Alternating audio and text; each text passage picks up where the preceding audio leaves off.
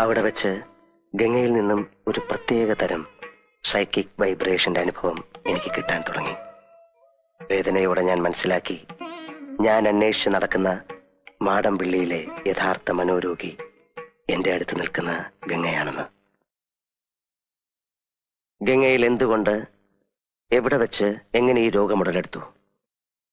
ഒരിക്കൽ നീയുമായിട്ടുള്ള വിവാഹാലോചന വരെ എത്തിയ ശ്രീദേവിയുടെ സാന്നിധ്യമാണോ ഗംഗയുടെ രോഗകാരണം? അതറിയാനാണ് അന്ന് ഞാൻ ശ്രീദേവിയും കൂട്ടി അമ്പലത്തിൽ പോകാൻ പറഞ്ഞത്.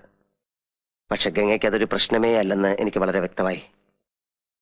പഴങ്കഥയിലെ നാഗവല്ലിയുടെ ഒരു കാര്യം പറഞ്ഞ് ഗംഗയെ പ്രകോപിപ്പിക്കാൻ ഞാൻ ശ്രമിച്ചു. നാഗവല്ലിയുടെ ചിലങ്കയെ ചൊല്ലി എന്തൊക്കെയോ പറഞ്ഞ് ഞാൻ ഗംഗയോട് എതിർത്തു. ഗംഗ പ്രതികരിച്ചു, അതിശക്തമായി, അസാധാരണമായി. അപൂർവമായ ഒരു മനോരോഗത്തിന്റെ അഗ്നികുണ്ഡങ്ങൾ ഗംഗയുടെ കണ്ണുകളിൽ ജ്വലിക്കുന്നത് ഞാൻ ആദ്യമായി കണ്ടു. ആ നിമിഷം